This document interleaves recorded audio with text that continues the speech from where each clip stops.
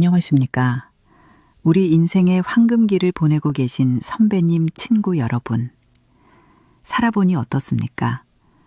우리네 인생이 참 계획대로만 되지는 않더군요. 젊을 땐 그저 앞만 보고 달렸는데 이제 뒤를 돌아보니 예상치 못한 언덕과 골짜기가 참 많았습니다. 최근에 들은 한 이야기가 제 마음을 참 무겁게 합니다. 한 가정의 든든한 가장이 갑작스러운 병으로 쓰러지셨는데 병원비는 어찌어찌 해결했지만 그 들을 감당하지 못해 온 가족이 고통받고 있다는 소식이었습니다. 나는 괜찮겠지 하는 마음, 저도 왜 없겠습니까? 하지만 세월은 기다려주지 않고 위기는 예고 없이 찾아오는 것이 인생이더군요. 매달 따박따박 들어오는 연금만 믿고 있다가 갑자기 목돈이 필요한 순간이 닥쳤을 때, 그때 기댈 곳이 없다면 얼마나 막막하고 서럽겠습니까? 자식들한테 송 벌리기도 미안하고 평생 쌓아온 자존심이 무너지는 것 같아 밤잠 설치게 될 겁니다. 성실하게 살아온 줄밖에 없는데 한순간의 위기로 모든 것을 잃는 그런 억울한 일은 이제 없어야 합니다. 오늘 제가 드리는 이야기는 남의 이야기가 아니라 바로 내일의 나와 우리 가족의 이야기일 수 있습니다. 부디 잠시만 귀를 기울여 주십시오. 경기도 안산, 햇볕이 잘 들지 않는 오래된 아파트 8층, 복도를 따라 걸으면 맨 끝 삐걱이는 현관문 너머로 김도연 어르신의 하루가 시작됩니다. 올해 72, 그의 아침은 언제나 손때 묻은 낡은 휴대폰을 가만히 만져보는 것으로 시작되지요. 요즘 젊은이들이 쓰는 번쩍이는 최신 휴대폰과는 비교도 할 수 없습니다. 화면 귀퉁이는 거미줄처럼 금이 가 있고 전화벨이 울려도 화면, 손글씨가 흐릿해 귀부터 바싹 갖다 대야 하는 10년도 더 된 물건입니다. 하지만 도연 어르신은 이 낡은 휴대폰을 보물처럼 여깁니다. 여기엔 당신의 한평생이 고스란히 담겨 있기 때문입니다. 수십 년간 연락이 끊겼던 고향 친구의 번호, 며느리가 보내준 손주 녀석의 첫걸음마 동영상, 그리고 세상을 떠난 아내가 마지막으로 보낸 오늘 저녁은 된장찌개 끓여 놓을게요. 늦지 마소 하는 짧은 문자까지, 이 작은 기계는 그의 살아온 세월 그 자체였습니다. 도연 어르신은 60대 후반까지 기름 냄새밴 작업복을 입고 살았습니다. 40년 가까이 공장에서 쇠 깎는 소리, 기계 돌아가는 소리를 자장가 삼아 한평생을 보냈지요. 그렇게 평생의 땀과 눈물을 바쳐 퇴직하던 날, 그의 손에 들린 것은 퇴직금 1억 2천만 원이 든 통장이었습니다. 아내와 함께 저녁상에 마주 앉아 통장을 보며 말했습니다. 여보, 우리도 이제 고생 끝났네. 이 정도면 자식들한테 손 안 벌리고 우리 둘이 알콩달콩 살기엔 충분하겠지. 아내는 말없이 눈시울만 붉혔습니다. 은퇴 후의 삶은 소박했지만 더없이 행복했습니다.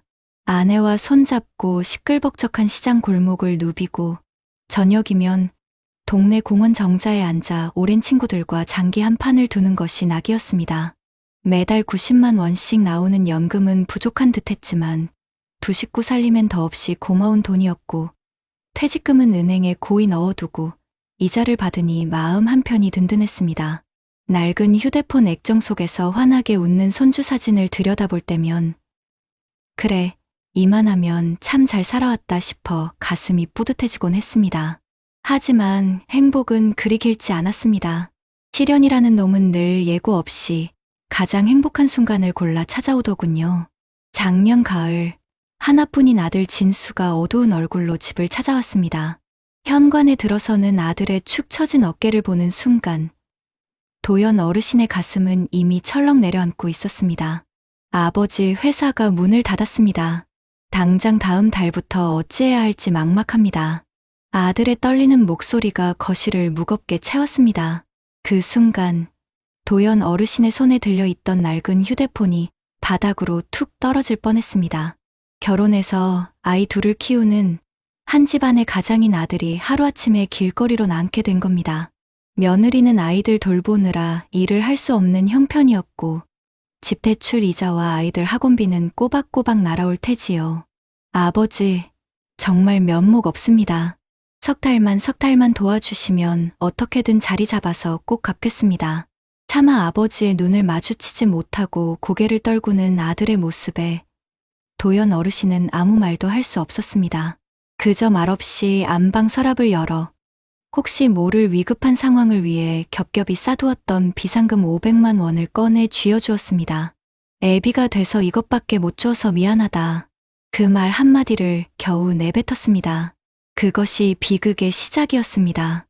석 달만이라던 아들의 약속은 메아리 없는 외침이 되었습니다. 경기가 어렵다 보니 재취업은 하늘의 별 따기였고 아들의 사정은 나아질 기미가 보이지 않았습니다. 처음엔 용돈처럼 시작된 지원이 어느새 아들네 가족의 생활비 전부를 감당해야 하는 상황으로 번져버렸습니다. 월 90만 원의 연금은 내 식구의 생활비와 손주들의 학원비 앞에 속수무책이었습니다. 시장에만 나가도 숨이 턱 막혔습니다. 달걀 한 판에 8,000원, 돼지고기 한 근에 10,000원이 훌쩍 넘는 세상에서 그의 장바구니는 날이 갈수록 초라해졌습니다. 아내는 밤마다 깊은 한숨을 내쉬며 말했습니다. 영감, 당신 뼈마디 쑤시는 소리가 여기까지 들려요. 저러다 우리 쓰러지면 어쩌려고 그래요? 도연 어르신은 대답 대신 낡은 휴대폰만 내려다보았습니다. 화면에는 아버지, 이번 달도 부탁드립니다. 라는 아들의 메시지가 선명하게 찍혀 있었습니다. 그 글자 하나하나가 천근만근의 무게로 그의 어깨를 짓눌렀습니다. 결국 그는 은행으로 향했습니다.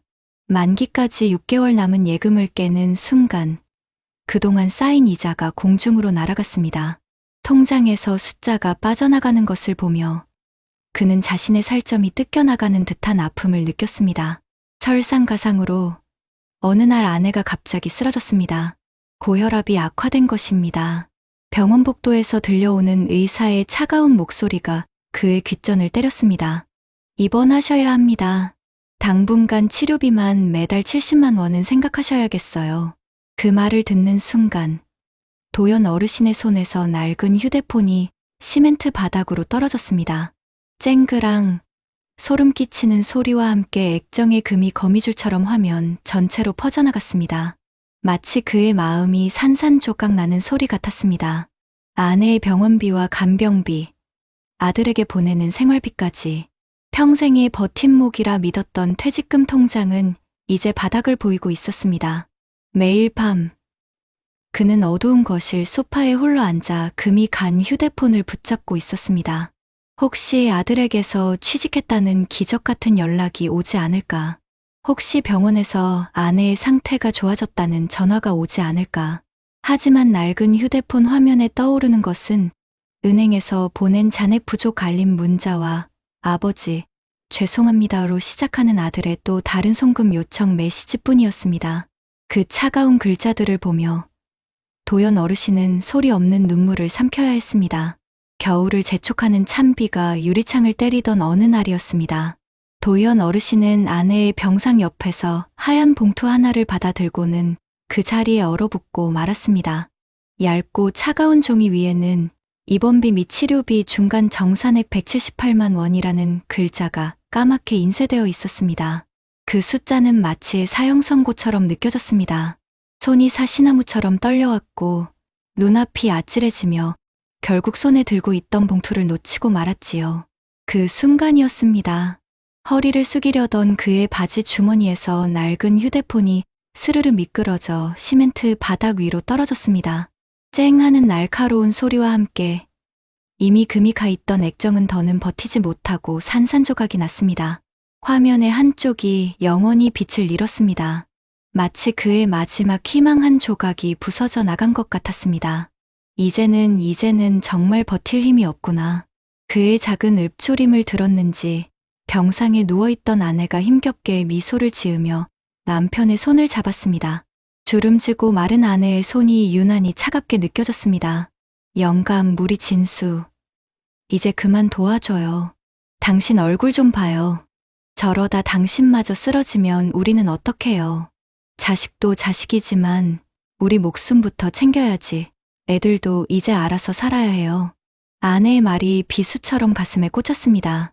틀린 말이 하나도 없었지만 도연 어르신은 차마 알겠다는 대답을 할 수가 없었습니다.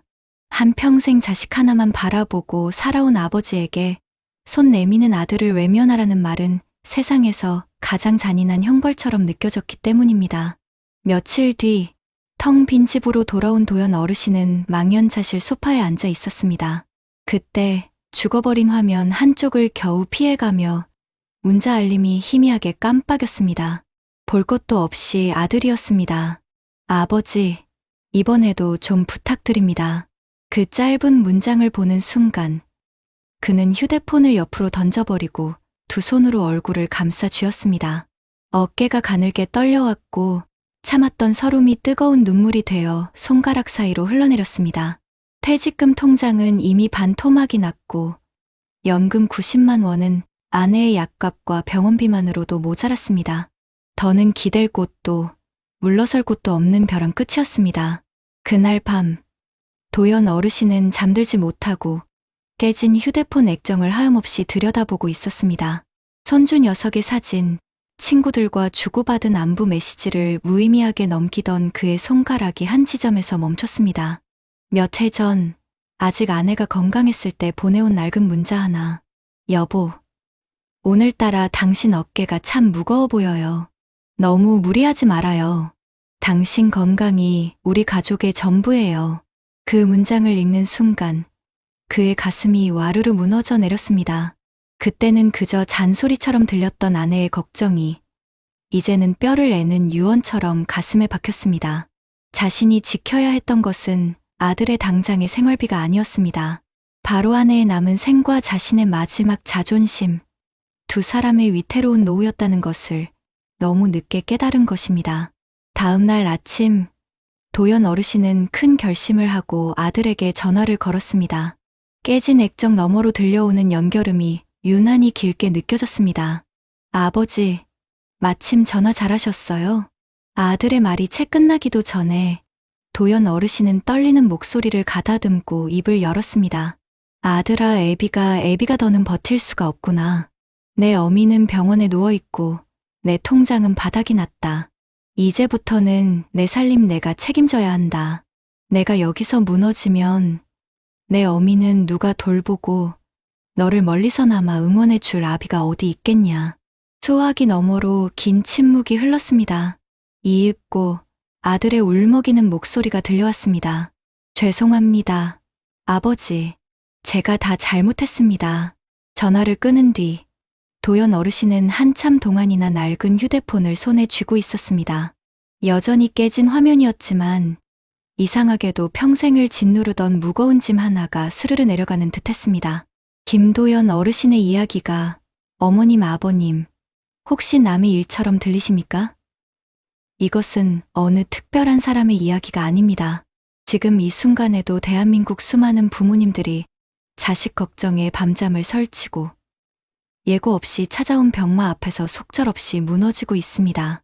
2025년 통계에 따르면 이 땅에 부모님 14넷은 여전히 성인 자녀를 경제적으로 돕고 있으며 그 때문에 자신의 노후 자금이 말라가는 고통을 겪고 있다고 합니다. 70대 이상 어르신의 한 해 평균 의료비는 500만 원을 넘어섰습니다. 매달 받는 연금만으로는 감당하기 벅찬 너무나 무서운 현실입니다. 도연 어르신의 깨진 휴대폰은 바로 우리 모두의 위태로운 노후를 비추는 거울입니다. 그 안에는 우리네 살아온 세월과 가족을 향한 사랑이 담겨 있지만 그저 들여다보고만 있다고 해서 금이 간 액정이 저절로 붙지는 않습니다. 위기는 내일 들어올 연금을 기다려주지 않습니다. 위기의 순간에 필요한 것은 오늘 당장 꺼내 쓸 수 있는 현금입니다. 어머님, 아버님, 지금 당장 자식이나 사랑하는 배우자가 아프다 하면 망설임 없이 꺼내줄 수 있는 돈이 얼마나 있으십니까? 300만 원입니까?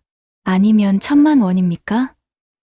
그 숫자가 바로 우리네 인생의 마지막 자존심을 지켜줄 최후의 보루일지도 모릅니다. 이제는 누군가에게 기대는 삶이 아니라 우리 스스로를 지킬 최소한의 안전망을 준비해야 할 때입니다. 여러분 어떠시나요? 위의 사례는 정말 비참하고 서글픈 인생 아닌가요? 하지만 지금부터 소개해드리는 사례는 정반대의 선택으로 행복한 노후를 보내고 있는 분을 소개해드리겠습니다. 경기도 수원의 한 조용한 주택가. 올해 71, 정태식 어르신은 매일 아침 7시가 되면 낡은 자전거에 올라 근처 공원을 한 바퀴 도는 것으로 하루를 시작합니다. 자전거 바구니에는 늘 작은 손풍기와 물병이 들어 있습니다. 흰 머리가 성성해졌지만 얼굴엔 늘 잔잔한 미소가 번져 있습니다. 정태식 어르신은 60세까지 대기업 부품회사의 생산기술팀 부장으로 일했습니다. 공장에서 설비를 관리하고 사람들을 이끌던 그는 늘 묵묵하고 성실한 사람이었습니다. 정년퇴직하던 날 회사에서 받은 퇴직금은 1억 8천만 원. 그 돈을 손에 쥐었을 때 누구라도 느낄 수 있는 달콤한 유혹이 있었습니다. 이 돈으로 가게를 차리면 더 벌 수 있지 않을까? 혹은 아파트 하나 사두면 가격이 오르지 않을까? 주위 친구들은 하나같이 말했습니다. 퇴직금은 굴려야 돼. 가만히 두면 물가만 못 따라가. 하지만 태식 어르신은 달랐습니다. 그는 손에 쥔 통장을 보며 아내에게 말했습니다. 여보, 난 모르는 건 안 건드릴래. 우리 둘이 편히 살 수 있는 길을 찾자. 그의 아내는 고개를 끄덕이며 말했습니다. 그래요. 여태 일만 했잖아요. 이제는 지켜가는 게 제일 중요해요. 하지만 그렇게 굳은 결심을 했던 태식 어르신도 마음이 흔들린 순간이 있었습니다. 2022년 주변에서는 코인과 주식 이야기로 떠들썩했습니다. 친구 한 명은 3천만 원 넣었는데 2달 만에 2배가 됐다며 자랑했고, 다른 이는 상가 하나 분양받으면 월세가 꼬박꼬박 들어온다며 계약서를 흔들었습니다. 그럴 때마다 태식 어르신은 집안 서랍 속 두꺼운 노트를 꺼내보았습니다. 노트 속 첫 장에는 이렇게 적혀 있었습니다. 돈은 지키는 게 버는 것보다 어렵다. 그는 은퇴를 앞두고 수년 동안 노후 재무 설계 강좌를 다니며 적어둔 메모를 늘 곱씹었습니다. 그럼에도 불구하고 갈등은 찾아왔습니다. 아들이 직장에서 구조조정을 당했을 때였습니다. 아버지, 잠깐만 도와주시면 곧 정리할 수 있을 것 같습니다. 아들의 간곡한 부탁에 가슴이 무너져 내렸습니다. 하지만 태식 어르신은 단호하게 원칙을 세웠습니다. 아비가 도와줄 수 있는 건 조언이지 돈이 아니다. 내 살림은 내가 책임져야 한다. 처음엔 아들의 표정이 굳었지만 시간이 지나며 아들도 그 말의 무게를 이해하게 됐습니다. 노후는 언제나 예기치 않은 순간에 균열을 드러냅니다. 2023년 겨울 집 보일러가 갑자기 멈췄습니다. 수리기사는 교체해야 한다며 120만 원이라는 금액을 내밀었습니다. 순간 당황스러웠지만 그는 준비해둔 비상금 통장을 열었습니다. 그래, 이런 날을 위해 모아둔 거지. 망설임 없이 현금을 꺼내 들었고 그날 저녁 따뜻한 온기가 집안을 다시 채웠습니다. 또 한 번의 위기는 아내의 갑작스러운 허리 디스크 수술이었습니다. 수술비와 입원비, 재활치료비까지 합치면 수백만 원이 훌쩍 넘는 돈이 필요했습니다. 주변에선 보험으로 다 되는 거 아니냐고 물었지만 실제로는 그렇지 않았습니다. 보험금으로 충당되지 않는 비용이 계속 쌓였습니다. 하지만 태식 어르신은 당황하지 않았습니다. 퇴직 후 매달 20만 원씩 별도의 의료 비상금 계좌에 꾸준히 넣어둔 덕분이었습니다. 그 돈이 모여 1,000만 원 가까운 안전망이 생겨 있었고 아내의 치료비는 거기서 해결할 수 있었습니다. 아내는 병실에서 눈시울을 붉히며 말했습니다. 당신 덕분에 이렇게 편히 치료받네요. 정말 고마워요. 태식 어르신은 미소를 지으며 답했습니다. 내가 지켜야 할 건 돈이 아니라 바로 당신이니까. 많은 부모들이 자녀의 어려움 앞에서 결국 노후 자금을 쏟아붓곤 합니다. 하지만 태식 어르신은 다른 길을 선택했습니다. 아들이 힘들 때는 밥상을 차려 함께 먹고 며느리가 지칠 때는 손주를 봐주며 시간을 나누었습니다. 돈 대신 시간을 주고 조언을 나누며 관계를 지켜냈습니다. 덕분에 자녀들과의 관계는 멀어지지 않았습니다. 오히려 아들은 나중에 새 일자리를 얻은 뒤 고맙다며 용돈을 건네려 했지만 태식 어르신은 웃으며 말했습니다. 아버지는 내가 다시 일어선 것만으로 충분하다. 2024년 여름 갑작스러운 소식이 들려왔습니다. 정태식 어르신의 오랜 친구이자 함께 공장에서 일했던 동료 박만수 씨가 뇌경색으로 쓰러진 것이었습니다. 병원비와 간병비에 허덕이던 만수 씨 가족은 결국 노후 자금을 다 써버렸고 아들은 해외에서 연락조차 닿지 않는 상황이라 했습니다. 병실에서 만수 씨 아내가 흐느끼며 말했습니다. 태식 씨, 당신은 참 현명했어. 우리는 왜 그때 그렇게 무모했을까? 그 말을 들으며 태식 어르신은 깊은 충격을 받았습니다. 만수 씨는 자신과 똑같은 직장에서 같은 연배로 은퇴했던 동료였습니다. 하지만 은퇴 후 상가 투자에 퇴직금 전부를 넣었다가 코로나 경기 침체와 금리 인상으로 빚더미에 올라앉게 된 것이었습니다. 그 결과 병원비 한 푼 마련하지 못하고 가족들까지 고통 속에 빠져버린 것이었지요. 태식 어르신은 집으로 돌아와 낡은 노트를 다시 꺼냈습니다. 거기에는 지난 세월 적어둔 메모가 그대로 남아 있었습니다. 노후를 지키는 건 욕심이 아니라 원칙이다. 그 문장이 유난히 눈에 들어왔습니다. 그리고 그해 가을, 태식 어르신의 집에도 큰일이 닥쳤습니다. 아내가 계단에서 넘어져 고관절 골절 수술을 받게 된 것입니다. 수술비와 재활치료비로 1천만 원 가까운 비용이 필요하다는 의사의 말에 잠시 공기가 얼어붙었습니다. 하지만 태식 어르신은 흔들리지 않았습니다. 그는 이미 수년 전부터 의료 비상금 계좌를 따로 운영해왔고 또한 매달 조금씩 모은 생활 비상금 통장에도 넉넉히 돈이 쌓여 있었습니다. 걱정하지 마. 다 준비해놨으니까.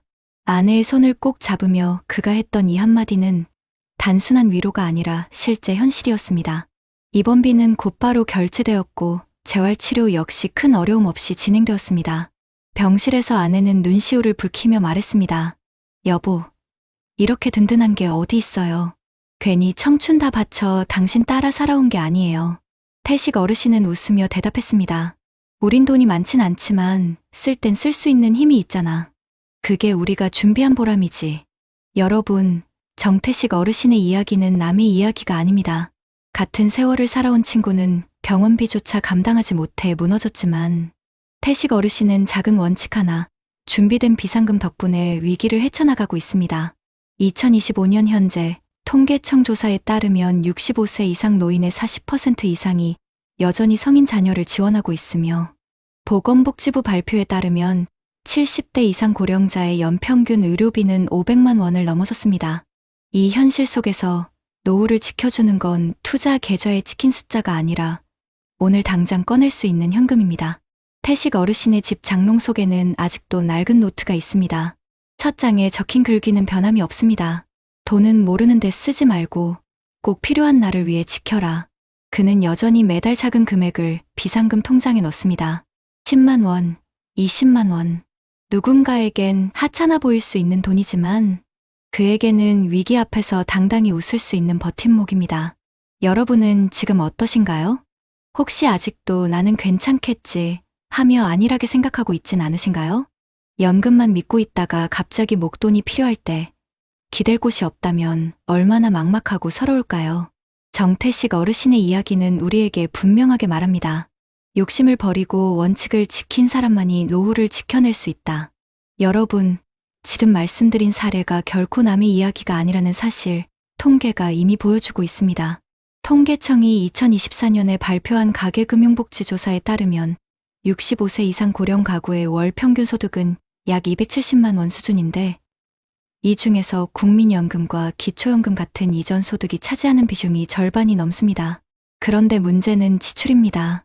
한국보건사회연구원이 2023년에 발표한 노후생활 실태 보고서에 따르면 같은 연령대 가구의 월 평균 소비 지출은 약 260만 원으로 나타났습니다. 즉 수입과 지출이 거의 맞물려 돌고 있는 구조라서 한 번에 큰 지출만 발생해도 가계가 곧장 흔들릴 수밖에 없는 현실입니다. 이 통계는 단순한 숫자가 아니라 우리가 흔히 듣는 연금만으로 살 수 있다는 말이 얼마나 불안정한 전제 위에 놓여 있는지를 그대로 보여주는 것이죠. 특히 의료비와 주거비는 노후 재정을 잠식하는 가장 큰 요인으로 꼽힙니다. 국민건강보험공단이 발표한 2023 고령층 진료비 통계를 보면 70세 이상 노인의 1인당 연간 진료비는 약 580만 원에 달합니다. 이는 전체 인구 평균의 거의 3배에 해당하는 수준입니다. 게다가 단순히 병원 진료비에만 그치지 않습니다. 간병비, 재활치료비, 약값까지 합치면 실제 가정에서 체감하는 비용은 훨씬 더 크죠. 한국보건의료연구원의 2022년 보고서에서는 뇌졸중 환자의 경우 발병 후 첫 해에 가구당 평균 1,700만 원 이상의 직접간접 비용이 들어간다고 발표했습니다. 한 번의 질병이 평생 모아둔 자금을 단숨에 무너뜨릴 수 있다는 사실이 연구로도 확인된 셈입니다. 주거비 또한 만만치 않습니다. 국토교통부가 2024년 초 발표한 전국 전세 동향 보고서에 따르면 최근 10년간 서울 수도권 전세 보증금은 평균 2배 이상 올랐습니다. 실제로 은퇴한 고령층의 약 30%는 여전히 전세나 월세로 살고 있는데 전세 계약 갱신 시 수천만 원이 추가로 필요해지는 경우가 흔합니다. 한국도시연구소의 2023년 연구에서는 고령층의 주거 불안정이 심리적 건강에도 직접적인 악영향을 끼친다고 밝혔습니다. 실제로 평생 살던 동네를 떠나야 했다고 응답한 노인들의 우울증 발병률이 그렇지 않은 집단보다 2배 이상 높다는 조사 결과가 있었습니다. 결국 집은 단순한 공간이 아니라 삶의 기억과 안정이 깃든 터전이기에 예상치 못한 주거비 지출은 곧 삶 전체를 흔드는 위기로 이어질 수 있습니다. 이제 해외 자료도 잠깐 살펴보겠습니다. OECD가 2022년에 발표한 고령층 소득 보장 보고서를 보면 한국 노인의 상대적 빈곤율은 40%를 넘어 OECD 회원국 중 1위를 기록했습니다. 다시 말해 우리나라 고령층 10명 중 4명은 국가 기준 중위소득의 절반에도 못 미치는 생활을 하고 있다는 뜻입니다. 반대로 일본은 약 20%, 독일은 10%대, 프랑스는 한 자릿수에 불과합니다. 그만큼 한국의 노후 안전망이 취약하다는 의미이기도 합니다. 또한 WHO와 세계은행이 공동으로 발표한 고령사회 의료비 보고서에서는 70세 이상 인구에서 의료비 지출의 60% 이상이 돌발적이고 급작스러운 사건에서 발생한다고 분석했습니다. 이 지점은 아까 사례에서 보신 것처럼 예고 없는 위기가 얼마나 치명적인지 다시 한번 보여줍니다. 전문가들의 의견 역시 이와 크게 다르지 않습니다. 한국연금학회가 2023년에 실시한 설문조사에서 50대와 60대 응답자의 62%가 연금만으로는 노후 생활이 불가능하다고 답했습니다. 또 응답자의 절반 이상이 예상치 못한 의료비와 자녀 지원 비용이 가장 큰 부담이라고 꼽았습니다. 한국개발연구원 KDI의 2022년 연구에서는 고령층의 노후 불안을 해소하기 위해서는 최소한 3천만 원에서 5천만 원 수준의 유동성 자산을 보유해야 한다고 권고하기도 했습니다.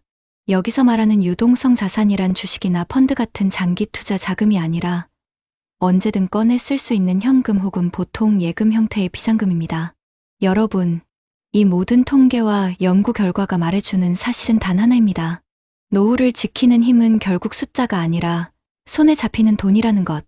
연금은 분명히 고마운 버팀목이지만 그것만으로는 갑작스러운 위기 앞에서 무력해질 수밖에 없습니다. 그래서 전문가들은 공통적으로 말합니다. 적어도 수천만 원 수준의 현금을 따로 마련해 두라. 그 돈이 있어야 의료비, 주거비, 생활비의 돌발 지출을 견뎌낼 수 있다.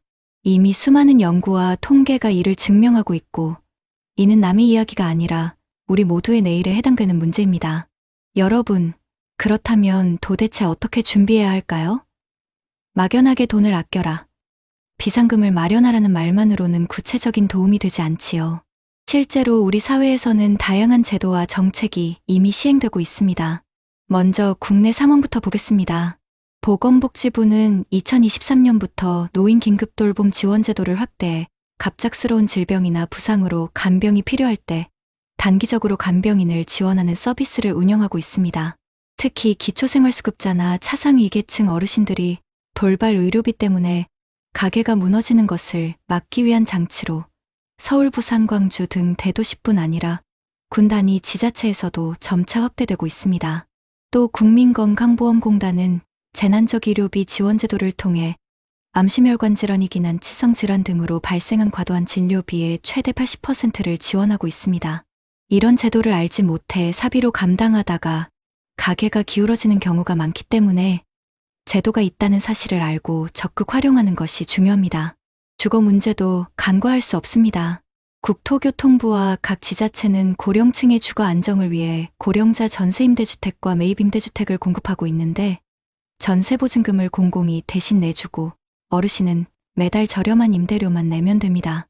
예를 들어 경기도는 고령자 전세임대 이용을 통해 만 65세 이상 어르신들에게 보증금 최대 8,500만 원까지 지원하고 있으며 서울시는 어르신 안심주택이라는 이름으로 무장의 설계주택을 공급하고 있습니다. 이처럼 주거 불안을 덜어주는 장치들이 실제로 존재하는 것이죠. 생활 속 갑작스러운 지출을 막기 위한 금융제도도 있습니다.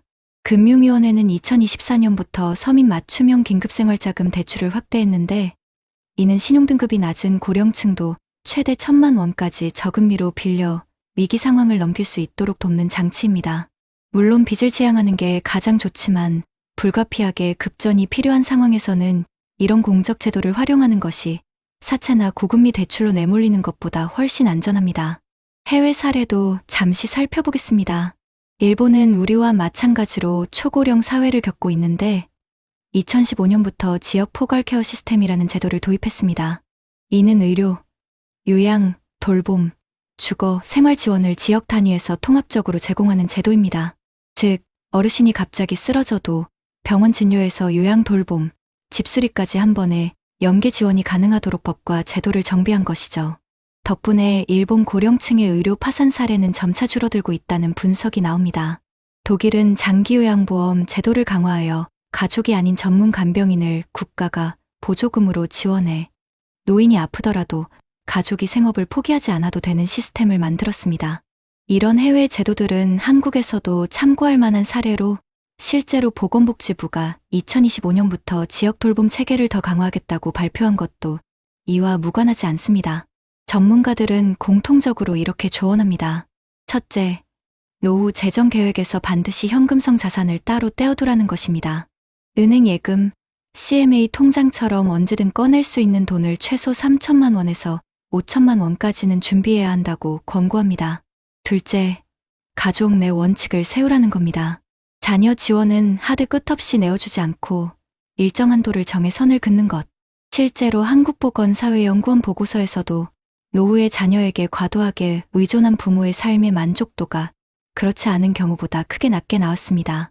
셋째, 지자체가 운영하는 노인복지관이나 주민센터의 상담 창구를 적극적으로 활용하라는 것입니다.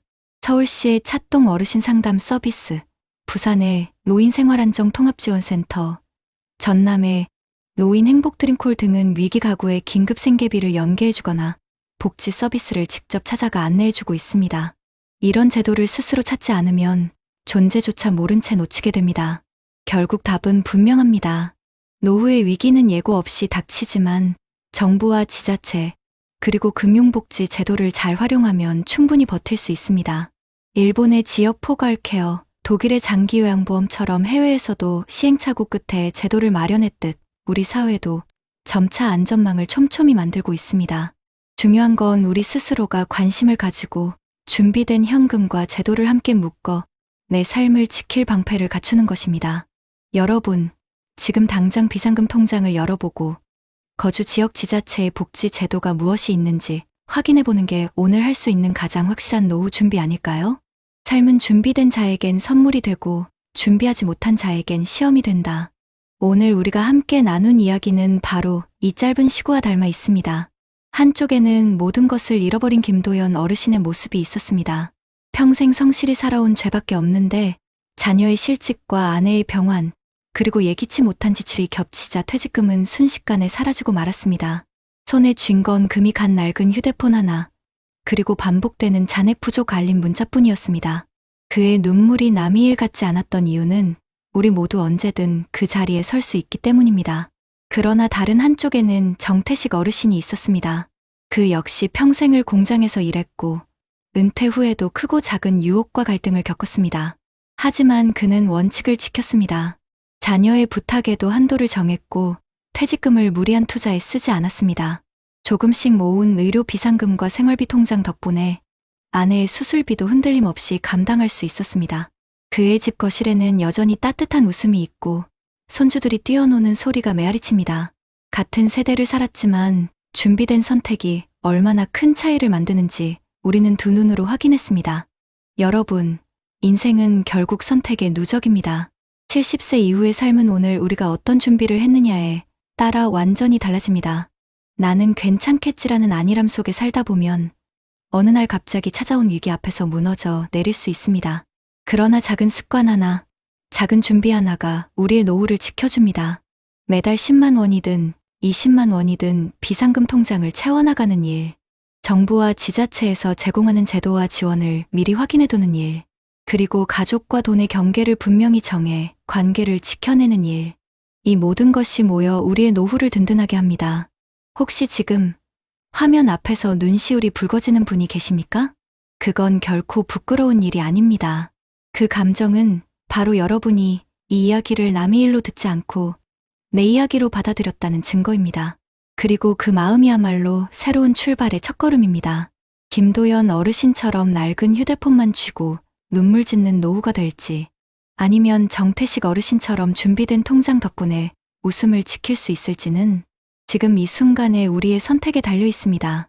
사랑하는 가족에게 당당한 가장으로, 든든한 어머니 아버지로 남기 위해서라도 이제는 내일이 아니라 오늘을 준비해야 합니다. 여러분, 비상금은 단순한 돈이 아니라 가족의 삶과 존엄을 지켜주는 마지막 방패입니다. 오늘 이야기가 여러분의 가슴에 작은 울림이 되길 바랍니다. 눈물로 끝나는 노후가 아니라 미소로 이어지는 노후를 선택하는 것. 그것이 우리가 지금부터 할 수 있는 가장 값진 준비입니다. 그러니 부디 지금 이 순간부터 시작해 보십시오. 그 준비가 여러분의 내일을, 그리고 우리 모두의 노후를 바꾸어 놓을 것입니다. 젊음 바쳐 자식들 키우고 쉼 없이 달려온 우리네 인생. 검은 머리가 팥뿌리가 되도록 애쓴 세월 끝에 이제는 좀 편안히 쉬어볼까 했더니 병원 문턱이 왜 이리도 높게 느껴질까요? 얼마 전 부산에 사시는 62살의 한 분은 한 달 약값이 무서워 고혈압 약을 차일피일 미루다 결국 응급실 신세를 져야 했습니다. 그런데 같은 나이에 또 다른 분은 평생을 바친 도시를 떠나 작은 텃밭에서 삼초를 뜯고 흙냄새를 맡으며 살고 계십니다. 따스한 햇살 아래서 마시는 커피 한 잔의 여유. 우리가 그토록 바라던 모습 아니었을까요? 똑같이 성실하게 살아왔는데 어째서 이리도 다른 노후를 보내게 된 걸까요? 평생 일군 서울이라는 울타리가 어느새 우리를 고립시키고 가난하게 만드는 족쇄가 되고 있는 것은 아닐까요? 어쩌면 남의 이야기가 아닐지 모를 우리 모두의 억울하고 서러운 사연. 제가 오늘 그 이야기를 들려드리려 합니다. 부디 제 이야기에 잠시만 귀 기울여 주시겠습니까? 퇴직한 뒤 서울 아파트를 지키겠다고 버텼던 61세 남성은 결국 지하철역 앞에서 폐지를 줍고 있었습니다. 반면 똑같이 은퇴했던 또 다른 남성은 수도권 외곽 단독주택 마당에서 여유롭게 커피를 마시며 아침을 시작했죠. 여러분, 지금 어디에서 어떤 삶을 살고 계신가요? 혹시 이 집만은 절대 안 팔겠다는 생각으로 치솟는 건보료, 재산세 관리비, 생활비까지 고스란히 짊어진 채 하루하루 버티고 계신가요? 최근 조사에 따르면 서울 거주 60대의 5명 중 3명이 생활비 때문에 외식을 끊고 병원 진료도 미룬다고 합니다. 반면 이미 수원, 남양주, 충북 제천, 경남 통영 등지로 이사한 은퇴자들은 진작 떠날 걸 하며 새 삶에 만족하고 있다는 이야기가 속속 들려옵니다. 서울을 떠나느냐, 남느냐. 여러분의 노후를 바꾸는 건 작은 선택 하나일 수 있습니다. 이번 영상 절대 놓치지 마세요. 본격적인 영상 시작 전에 구독과 좋아요는 영상 제작에 정말로 큰 힘이 됩니다.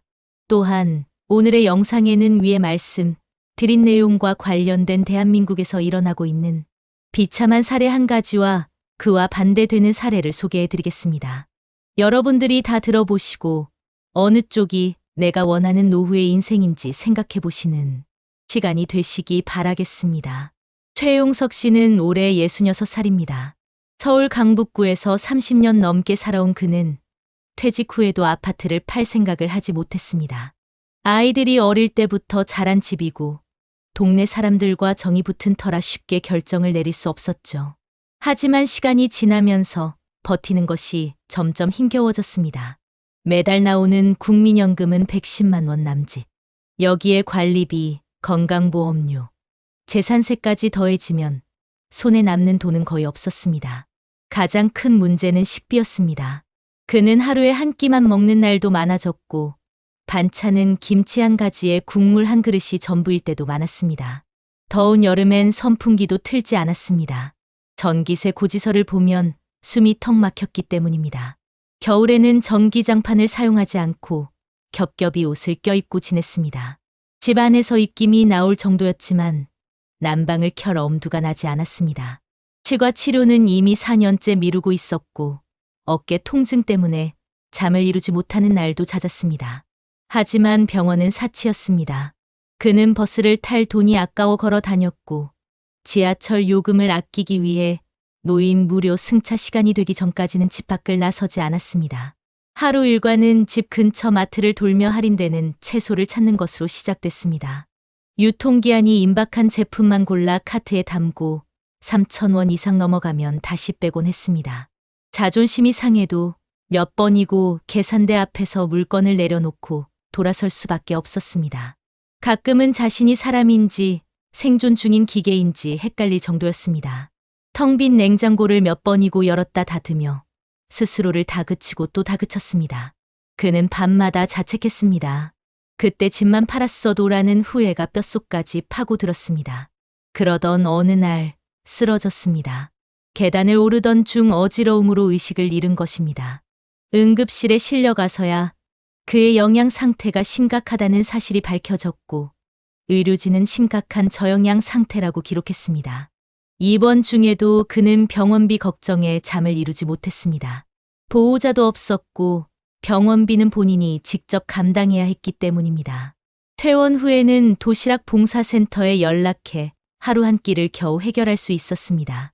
하지만 그것조차 감사해야 할 상황이었습니다. 그가 사는 아파트는 여전히 그대로였지만 그곳에서의 삶은 점점 더 비좁고 어두워지고 있었습니다. 이웃들과의 관계도 점점 끊겼습니다. 친구들은 이미 지방으로 내려갔고 동네 시장은 재개발로 사라졌습니다. 그는 더 이상 이곳이 자신의 고향이 아니라고 느꼈습니다. 하지만 이제 와서 떠날 용기도 체력도 남은 돈도 없었습니다. 최 씨는 창가에 앉아 해가 뜨고 지는 것을 바라보는 시간이 점점 많아졌습니다. 그렇게 하루가 가고 또 하루가 갔습니다.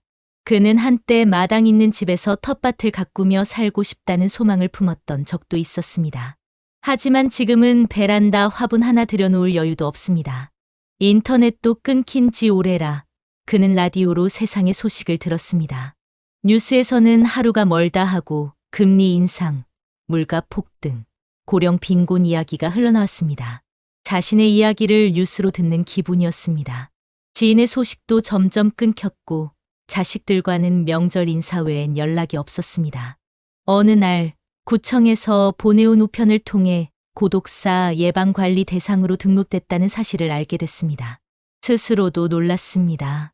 이제 자신이 그런 명단에 오를 정도로 취약한 노인이라는 현실이 막막하게 다가왔습니다. 그는 그날 처음으로 눈물을 흘렸습니다. 무서워서가 아니라 너무 허무했기 때문입니다. 이렇게 살려고 평생을 달려온 건지 허탈함이 몰려왔습니다. 텅 빈 집에서 반쯤 마른 귤 하나를 바라보다가 그는 오래된 사진첩을 꺼냈습니다. 젊은 시절 아내와 함께 웃고 있는 사진, 아이들을 안고 찍은 사진. 그 속의 사람들은 활기찼고 따뜻했습니다. 지금의 그는 그 어느 때보다 외로웠습니다. 그는 창문을 열어 바람을 맞으며 자신에게 남은 시간이 얼마나 될지 생각했습니다. 지난 시간을 되돌아보면 무언가를 놓친 것만 같았습니다. 집이라는 틀에 자신을 가둔 채 정작 더 중요한 삶의 행복과 여유는 멀리해버렸다는 생각이 들었습니다. 그는 거실 구석에 놓인 오래된 라디오를 켰습니다. 익숙한 클래식 음악이 흘러나왔고 그는 그 곡조에 맞춰 조용히 눈을 감았습니다. 그 순간만큼은 잠시 배고픔도 외로움도 잊을 수 있었습니다. 하지만 음악이 멈추자 다시 차가운 현실이 찾아왔습니다. 다음 달이면 또다시 재산세 고지서가 올 것이고 약값은 밀린 채로 쌓여 있을 겁니다. 그는 결심했습니다. 이번 겨울이 가기 전에 주민센터에 상담을 요청해 보기로. 더는 이렇게 버틸 수 없다는 사실을 인정하기로 한 것이었습니다. 여러분 어떠시나요? 위의 사례는 정말 비참하고 서글픈 인생 아닌가요? 하지만 지금부터 소개해드리는 사례는 정반대의 선택으로 행복한 노후를 보내고 있는 분을 소개해드리겠습니다. 정승우 씨는 올해 61살입니다. 그는 은퇴가 다가오기 한참 전부터 노후에 대한 계획을 세웠습니다. 30대 후반부터 매달 일정 금액을 장기 배당주 펀드와 적금, 그리고 국민연금 외에 개인연금에도 분산 투자했습니다. 집은 수도권의 아파트 한 채였지만 퇴직 전 20년 이상 거주한 덕분에 집값이 크게 올라 있었습니다. 그는 이 자산을 단순히 보유만 하지 않았습니다. 은퇴를 앞두고 과감하게 아파트를 매도했고 그 차익으로 충남 아산에 위치한 신축 단독주택을 구입했습니다. 정 씨가 선택한 주택은 마당이 있는 20평 남짓한 소형 주택이었지만 병원과 마트, 문화시설이 도보로 10분 내외에 모두 갖춰진 지역이었습니다. 그는 수도권에서 멀지 않은 거리에 있으면서도 공기 좋고 조용한 이곳에서 새로운 삶을 시작했습니다. 남은 자금 중 일부는 배당이 안정적인 ETF와 개인연금 계좌로 이체했고 매월 최소한의 수익이 꾸준히 들어오게 설계해 두었습니다. 그는 생활비로 월 200만 원 정도를 사용하지만 투자 수익과 연금으로 월 250만 원 이상이 들어와 항상 일정 금액이 남습니다. 이 덕분에 예상치 못한 의료비나 여행 등에도 여유가 있습니다. 그는 매주 3번은 도서관이나 작은 산책 모임에 참여합니다. 지역 복지센터에서 운영하는 중장년 예술 강좌에도 등록해 아크릴화와 하모니카를 배우기 시작했습니다. 어릴 때 해보고 싶었지만 하지 못했던 것들을 이제는 마음껏 해볼 수 있게 된 것이죠. 가장 큰 변화는 건강이었습니다. 스트레스가 줄자 혈압이 안정되고 수면도 좋아졌습니다. 그는 매일 아침 직접 재배한 상추로 샐러드를 만들고 가끔은 텃밭에서 감자나 고구마를 캐는 즐거움도 누립니다. 마당에는 자그마한 평상이 있어 거기 앉아 동네 어르신들과 함께 차를 마시는 시간이 정 씨가 가장 좋아하는 순간입니다. 이웃들과는 텃밭 정보를 주고받고 김장철에는 함께 절인 배추를 나눕니다. 한때 회사에서 임원 직책에 있었던 그이지만 지금은 타이틀보다 사람들과 어울리는 시간이 훨씬 소중하다고 말합니다. 자녀들과도 좋은 관계를 유지하고 있습니다. 서울에 있는 큰아들과 작은딸은 종종 부모님 집에 와서 며칠 머물다 갑니다. 정 씨는 손주들과 마당에서 작은 캠핑 놀이를 하며 보내는 시간이 인생의 보너스 같다고 말합니다. 그는 스마트폰 메모장에 오늘도 참 괜찮은 하루였다는 문장을 매일 적습니다. 혹시 아플까봐 가까운 종합병원과 협약된 실버 건강검진 프로그램에도 등록해 두었습니다. 그는 말합니다. 돈이 많아야 행복한 게 아니더군요. 준비만 잘하면 두려울 게 없습니다. 이웃 중엔 아직도 큰 도시에 머물며 외로움과 경제적 부담으로 힘들어하는 친구들도 있지만 그는 기회가 있을 때마다 노후 이전의 준비와 용기의 중요성을 강조합니다. 그는 아직도 매일 가계부를 씁니다. 작지만 꾸준한 습관이 자신을 지켜줬다고 믿기 때문입니다. 여행도 자주 갑니다. 최근에는 부인과 함께 전남 구례 산수유 축제를 다녀왔고 다음 달에는 강원도 인제의 자작나무 숲을 다녀올 계획입니다. 여행 경비는 카드 대신 선불 저축 계좌에서 미리 정해둔 예산으로 사용합니다. 그는 이 생활이 누구에게나 가능한 것은 아니지만 모두가 노력하면 어느 정도는 닿을 수 있는 길이라고 말합니다. 가끔은 동네 주민들 앞에서 본인의 노후 준비 이야기를 강연하기도 합니다. 작은 도서관에서 열리는 행복한 인생 이모작이라는 프로그램이죠. 사람들은 그에게 고맙다고 말하지만 정 씨는 오히려 자신의 이야기를 들어줘서 고맙다고 웃습니다. 그는 여전히 검소하게 삽니다. 최신 휴대폰도 없고 외식은 한 달에 2번 정도. 하지만 만족도는 언제나 최상입니다. 정 씨는 말합니다. 나는 인생에서 지금이 가장 자유롭고 행복합니다. 최근 발표된 고령사회 보고서에 따르면 은퇴 이후에도 수도권, 대도시에 머무르는 고령층 중 절반 이상이 주거비와 생활비 이중 부담을 겪고 있다고 합니다. 특히 서울과 같은 대도시에서 자가 아파트에 거주 중인 고령자들은 재산세, 건강보험료, 관리비 등의 고정 지출이 월 평균 250만 원을 넘기는 경우가 많아 국민연금 수급액만으로는 생활이 어려운 상황입니다. 이런 구조 속에서 실제로 서울을 벗어난 은퇴자들은 어떤 변화를 겪고 있을까요? 수도권 외곽 또는 지방 소도시로 이주한 은퇴자의 월 평균 생활비는 서울 거주자 대비 20에서 30%가량 낮게 나타났습니다. 주택 임대료, 외식비, 교통비, 의료비 등 모든 영역에서 지출이 줄어들며 실제 생활의 질은 오히려 높아졌다는 응답도 많았습니다. 어떤 조사는 도시 거주 노인의 절반 이상이 혼자 사는 외로움과 건강 문제를 동시에 느끼고 있으며 반대로 지방으로 이주한 은퇴자들은 지역사회 활동이나 취미 모임 참여율이 2배 이상 높다는 결과도 있습니다. 고령화된 도시 인프라 속에서 고립되어 가는 것이 아니라 소규모 커뮤니티 안에서 서로 돌봄과 교류가 가능한 환경이 오히려 정서적 안정감을 주고 있다는 겁니다. 특히 병원 인프라에 대한 우려가 많지만 최근에는 수도권 주요 대학병원들이 분원을 지방에 설립하거나 원격 진료 및 이동 클리닉을 강화하고 있어 지방 거주의 불편을 최소화하고 있다는 분석도 있습니다. 게다가 일본, 핀란드 등에서는 이미 작은 도시 중심 노년 주거 모델을 활성화해 대도시 중심이 아닌 분산형 노후 정주 정책이 고령자 삶의 질을 높이는 데 효과적이라는 평가를 받고 있습니다. 실제로 일본의 한 연구에서는 도쿄에 거주하는 고령자보다 교외 중소도시에 사는 고령자의 스트레스 지수가 낮고 의료비 부담도 적다는 결과가 나타났습니다. 우리나라 역시 비슷한 방향으로 움직이고 있다는 신호들이 있습니다. 지방자치단체에서는 은퇴자를 위한 전입 장려 정책과 주거 이전 지원, 건강 프로그램, 커뮤니티 케어 등을 점차 확대하고 있고 수도권 외곽의 신도시들도 교통, 의료, 복지 인프라를 갖춘 형태로 설계되고 있습니다.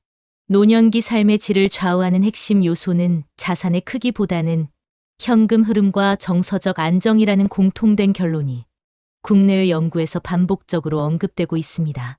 즉, 수십 년간 살아온 집을 지키는 것이 항상 최선이 아닐 수 있으며 때로는 과감한 결단과 이주가 삶을 완전히 바꿔놓을 수 있다는 것이죠. 현재도 수도권을 벗어나 새로운 지역에서 제2의 인생을 설계하고 있는 고령자들이 점점 늘고 있으며 실제 이들 중 상당수가 건강 회복, 인간관계의 재형성, 삶에 대한 만족도 상승을 체감하고 있다고 응답했습니다. 어떤 삶을 선택하느냐는 결국 각자의 우선순위에 달렸겠지만 분명한 건 변화는 두려움이 아닌 기회가 될 수 있다는 사실입니다. 이 같은 흐름은 더 이상 일부 은퇴자의 실험이 아니라 대한민국 고령사회의 새로운 현실이 되고 있습니다.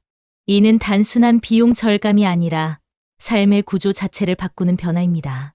주거와 소비, 인간관계, 건강관리까지 전반에 걸친 체질 개선이 이뤄진다고 볼 수 있습니다. 앞으로 고령 인구가 더 늘어날수록 이러한 사례는 점점 더 중요하게 다뤄질 것입니다. 국내 많은 지자체에서도 이러한 트렌드를 주목하며 관련 정책을 검토 중입니다. 그렇다면 이런 문제들을 해결하기 위해 우리가 실질적으로 할 수 있는 일은 무엇일까요? 우선 현재 거주 중인 지역의 고령자 복지 정책을 꼼꼼히 살펴보는 것이 첫 번째입니다. 예를 들어 경기도 수원시는 어르신 행복주택 사업을 통해 만 60세 이상 무주택 고령자에게 임대주택을 제공하고 있으며 주변에는 병원, 복지관, 전통시장 등 생활 인프라를 연계해 실질적인 생활 안정성을 높이고 있습니다. 서울시는 찾아가는 동주민센터를 중심으로 고령층 1인 가구에 대한 생활 안전 확인, 병원 동행, 식사 지원 서비스까지 제공하고 있습니다. 충청북도 제천시는 장수마을 조성 사업을 통해 노인들이 마을 공동체 안에서 스스로 활동하며 사회적 고립을 막을 수 있도록 돕고 있으며 강원도 평창군은 고령자 이주 정착 지원 제도를 운영해 수도권에서 유입되는 은퇴자들에게 주택 정보를 제공하고 농촌 생활 적응 교육까지 함께 시행하고 있습니다. 또한 부산 해운대구는 건강 100세 상담센터를 설치해 고령자 대상 건강 상담, 만성질환 관리, 치매 예방 프로그램을 통합적으로 운영하고 있고 광주광역시는 은빛 건강 지킴이 사업으로 이동이 불편한 어르신에게 방문 운동 지도와 재활 보조기를 지원하고 있습니다. 이처럼 각 지자체는 지역 여건에 맞게 다양한 실질적 프로그램을 운영 중이며 그 성과도 점차 나타나고 있습니다. 하지만 단순히 정보를 얻는 데 그치지 않고 이를 적극적으로 활용하려는 본인의 노력도 중요합니다. 지자체 홈페이지나 주민센터를 통해 참여 가능한 프로그램을 확인하고 관심 있는 분야에 먼저 신청해 보는 것이 작은 출발이 될 수 있습니다. 또한 공공기관 외에도 노년 일자리 지원센터, 시니어 사회활동 지원단 등을 통해 지역사회 내 역할을 지속할 수 있는 기회를 찾을 수 있습니다. 노후에 단절되지 않고 연결감을 느끼는 것이야말로 정신 건강과 직결된다는 연구 결과도 많기 때문입니다. 해외 사례도 눈여겨볼 필요가 있습니다. 일본의 경우 고령화 대책의 일환으로 지역 포괄 지원 센터를 전국적으로 설치해 의료복지생활상담주거, 지원 등을 통합 제공하며 65세 이상 고령자의 지역 내 자립생활을 지원하고 있습니다. 또한 핀란드는 세대통합복합주택 정책을 운영해 젊은 세대와 고령자가 함께 살며 생활을 나누는 구조를 만들고 고독과 외로움을 방지하는 동시에 복지 비용도 절감하고 있습니다. 캐나다는 에이징 인 플레이스 정책을 통해 고령자가 기존 거주지에서 가능한 오래 독립적으로 지낼 수 있도록 정부와 지역이 함께 리모델링 지원과 돌봄 서비스를 제공합니다. 우리나라도 이 개념을 점차 확대 적용하고 있으며 최근 몇 년 사이 서울 강동구, 성북구, 대전 서구 등에서 유사한 형태의 지역 중심 노인 커뮤니티 지원 모델이 시범 운영되고 있습니다. 노후를 위한 가장 현명한 준비는 정보를 모으는 데 그치지 않고 그 정보를 바탕으로 직접 움직이고 선택하는 데 있습니다. 혹시 지금이라도 내가 살고 있는 곳 주변에 이런 프로그램이 있는지 확인해 보신 적 있으신가요? 정부나 지자체는 준비를 해두었고 이제 남은 것은 우리가 한 걸음을 내딛는 일입니다. 정책은 준비되어 있고 기회는 주어져 있습니다. 결국 나의 노후는 내가 스스로 설계하는 데서 시작됩니다. 특히 고령자가 직접 선택하고 참여하는 방식이야말로 삶의 주체성을 높이고 자신감 회복에도 긍정적인 영향을 준다는 연구 결과도 있습니다. 공적인 시스템이 준비되어 있더라도 그것을 나의 일상으로 연결하는 것은 결국 개인의 몫입니다. 햇살은 똑같이 내리쬐는데 누구는 벽에 갇혀 있고 누구는 마당에서 웃는다. 여러분, 오늘 이야기 기억하시나요? 서울에 남아있기로 한 최용석 씨는 아파트라는 틀에 자신을 가둔 채 추운 방에서 외로움과 싸우며 하루 한 끼로 버텨야 했습니다. 반면 정승우 씨는 집을 줄이고 삶을 넓혔습니다. 따뜻한 햇살 아래 마당에서 아이들과 웃으며 여유와 평온을 누리고 있었죠. 두 분 모두 우리처럼 열심히 살아오신 분들입니다. 다만 인생의 어느 갈림길에서 조금 다른 선택을 했을 뿐입니다. 이제는 우리도 선택해야 합니다. 버티기만 하는 노후가 아닌 누리고 웃을 수 있는 노후를 위해 한 걸음 더 내딛는 용기가 필요하지 않을까요? 여러분, 늦지 않았습니다. 지금부터라도 어떻게 살고 싶은가에 대해 진심으로 묻고 정보를 모으고 내 삶을 바꾸기 위한 작은 실천부터 시작해보세요. 지금 이 영상을 보시는 여러분 한 분 한 분 모두가 정승우 씨처럼 나는 지금이 가장 자유롭고 행복하다라고 자신있게 말할 수 있는 날이 오기를 진심으로 바랍니다. 당신의 남은 인생은 지금보다 훨씬 더 따뜻하고 아름다울 수 있습니다. 그 삶을 위해 우리가 함께 걸어가겠습니다. 감사합니다. 제 또래 어르신들께 묻고 싶습니다.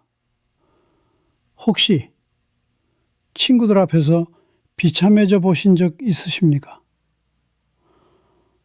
제가 얼마 전에 겪은 참 서럽고 기가 막혔던 이야기를 하나 해드릴까 합니다. 제가 퇴직하고 처음으로 동창 모임에 나갔습니다. 그런데 세상에 저만 빼고 다들 잘 살더군요. 한 친구는 연금으로 여행 다니는 얘기를 하고 다른 친구는 자식들이 준 용돈으로 주식 투자를 한다며 어깨를 으쓱했습니다. 그 앞에서 저는 무슨 말을 할 수 있었겠습니까? 밥이 코로 들어가는지 입으로 들어가는지도 모르게 그저 고개만 툭 숙이고 있었습니다. 내가 뭘 그렇게 잘못 살았나? 평생 가족을 위해 헌신한 세월이 한순간에 원망스러워지더군요. 남의 일이 아닙니다. 아마 지금 이 방송을 보시는 분들 중에서도 저처럼 겉으로만 웃고 집으로 돌아오는 길에 남몰래 한숨 쉬는 분들이 분명 계실 겁니다. 제가 왜 이렇게까지 됐는지, 그 억울하기 짝이 없는 제 사연을 오늘 전부 털어놓을 테니 부디 제 이야기 끝까지 한번 들어주십시오. 여러분, 혹시 친구들과 오랜만에 만났다가 혼자 고개를 떨군 적이 있으신가요? 나만 준비 안 됐구나. 이런 생각, 가슴 깊이 느껴본 적이 있으신가요? 최근 뉴스 보셨나요? 한국보건사회연구원에 따르면 대한민국 60대 중 무려 35%가 은퇴 이후 별다른 소득 준비 없이 노후를 맞이하고 있다고 합니다. 얼마 전 서울 송파구에 사는 62세 김태수 씨도 친구들과 저녁 모임을 가졌습니다. 식사를 하면서 자연스럽게 요즘 어떻게 지내느냐는 대화가 오갔는데 놀랍게도 친구들은 각자 연금으로 생활비를 충당하거나 상가 임대 수익으로 여유를 누리고 있었습니다.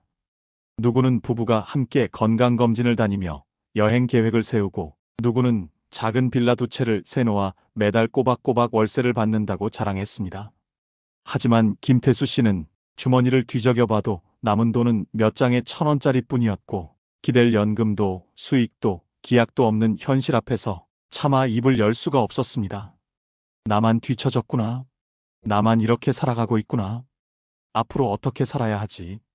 혹시 여러분, 이런 기분 요즘 자주 느끼지 않으시나요? 친구들은 어느새 노후 준비를 마쳤는데 나는 아직 갈 길이 막막한 현실. 시간은 멈춰주지 않는데 준비 없는 불안은 점점 커져만 가는 현실. 이 영상을 끝까지 보지 않으면 당신도 몇 년 후 텅 빈 지갑과 싸늘한 현실 속에 후회하며 서 있을지 모릅니다.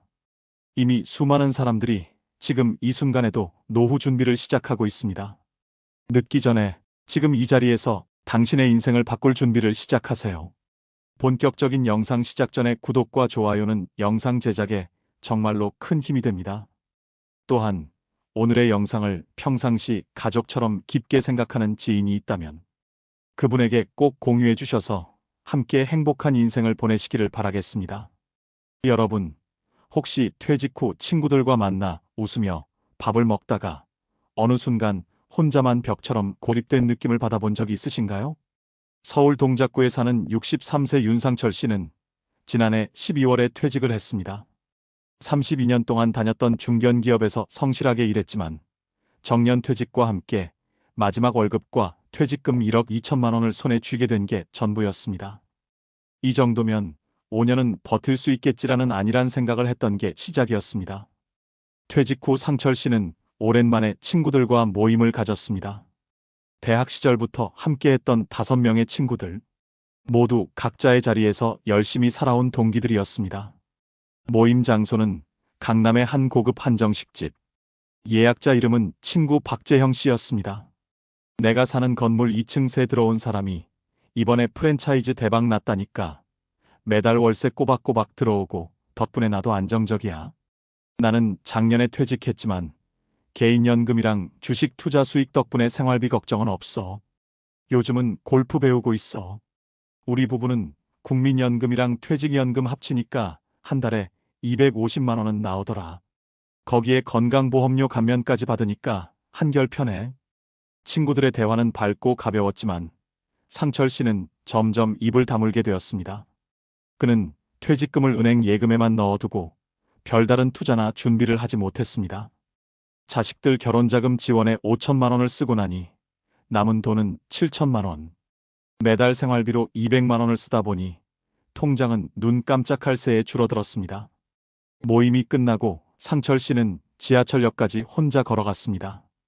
추운 겨울바람이 옷깃을 파고들었지만 손에는 따뜻한 커피 한 잔조차 들려있지 않았습니다. 지갑을 열어보니 카드값 결제일이 다가오는 걸 알리는 문자가 떠 있었습니다. 다음 달에 연금도 없는데 생활비는 어떻게 하지? 길 건너편 밝은 조명을 받은 친구들이 삼삼오오 웃으며 헤어지는 모습을 멀리서 바라봤습니다.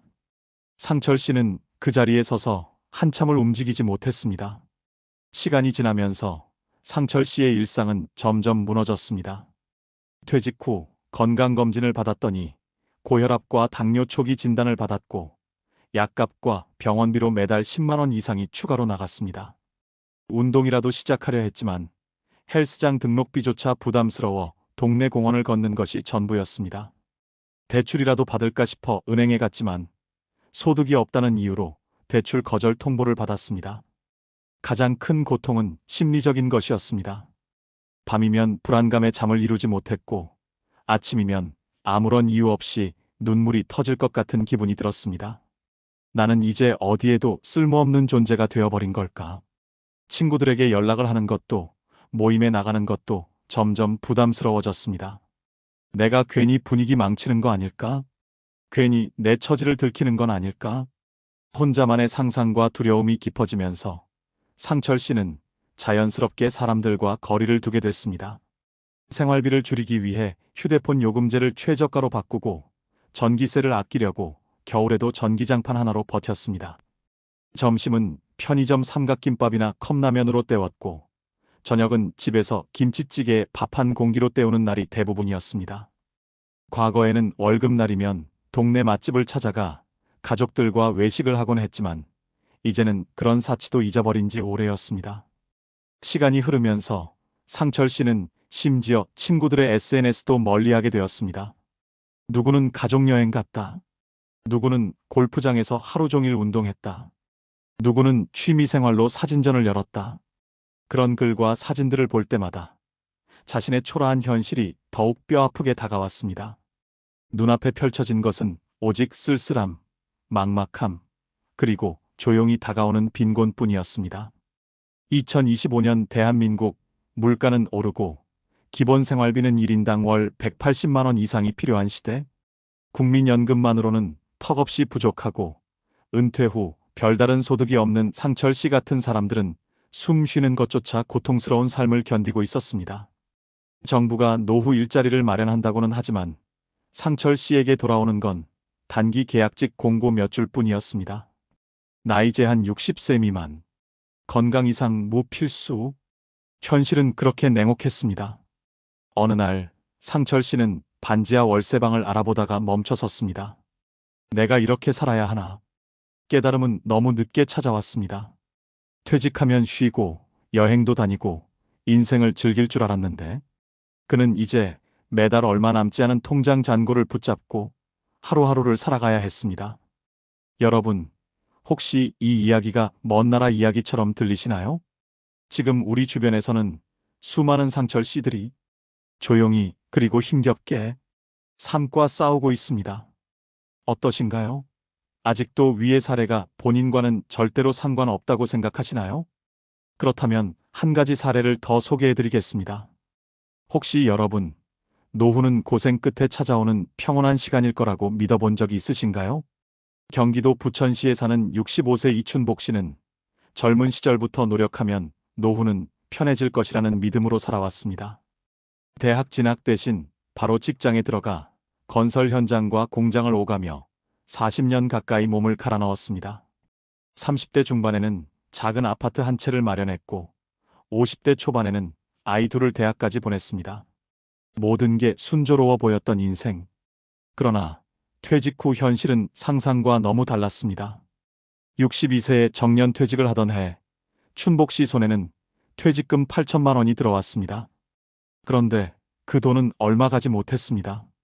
큰딸 결혼 자금으로 3천만 원, 작은 아들 사업 자금으로 2천만 원을 지원하고 나니 남은 돈은 3천만 원뿐이었습니다. 그나마도 매달 생활비, 공과금, 보험료를 내고 나면 1년도 채 버틸 수 없는 액수였습니다. 처음에는 어차피 국민연금이 있으니 괜찮겠지라고 생각했습니다. 하지만 막상 받아본 연금은 월 49만 원. 기초생활이 불가능한 수준이었습니다.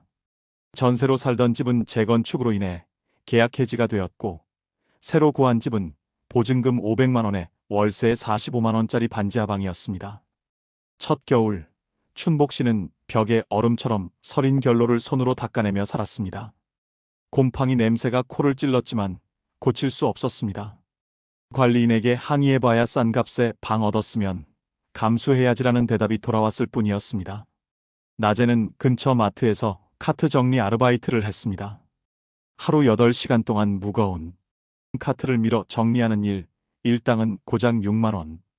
하지만 나이 많은 알바생에게는 그마저도 쉬운 일이 아니었습니다. 한겨울에 손가락이 얼어붙을 때까지 바깥에서 일하다가 결국 허리 디스크가 악화되어 병원에 실려갔습니다. 입원비는 180만 원. 국민건강보험 덕에 일부는 지원받았지만 남은 금액은 결국 카드론 대출로 막아야 했습니다. 3개월 동안 알바를 쉴 수밖에 없었고 그동안 쌓인 월세, 카드가, 보험료는 눈덩이처럼 불어났습니다. 생활은 무너졌고 자존심도 함께 무너졌습니다.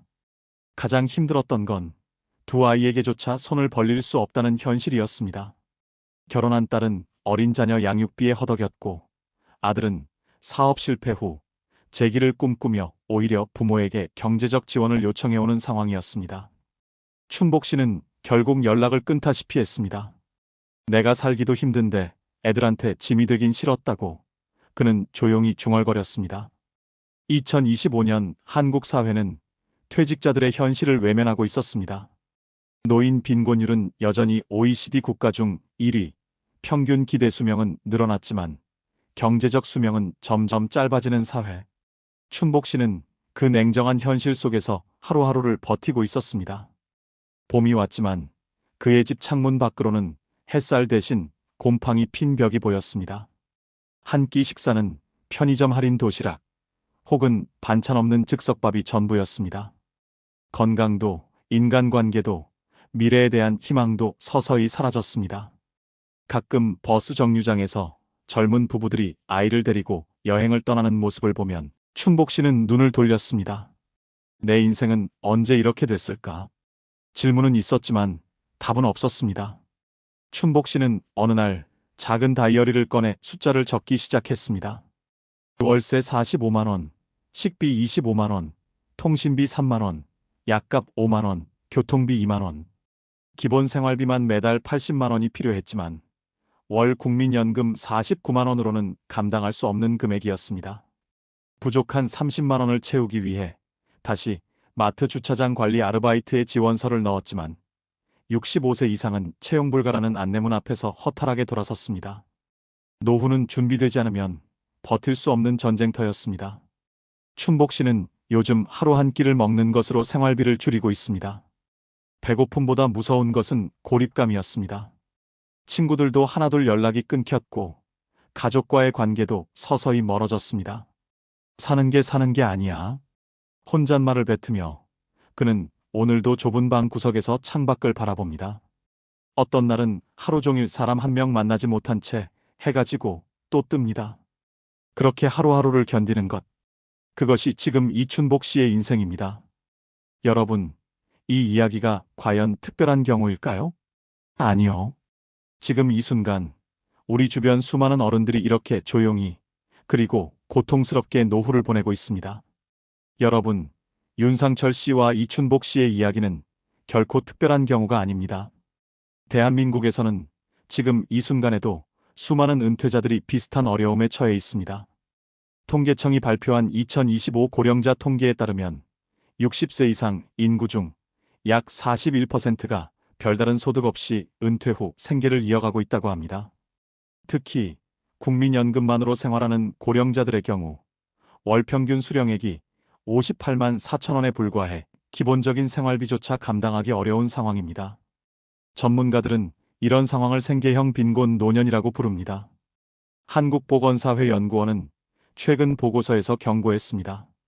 퇴직 후 5년 이내에 별다른 소득원이 없는 은퇴자의 65% 이상이 빈곤층으로 전락할 가능성이 있다고 말이죠.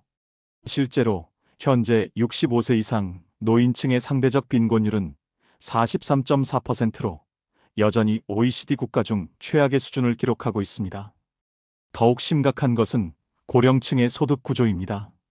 통계청 자료에 따르면 2025년 현재 60대 이상 고령자 가구의 주된 소득원은 48.6%가 근로소득에 의존하고 있으며 이는 연금이나 자산소득보다 훨씬 높은 비율입니다.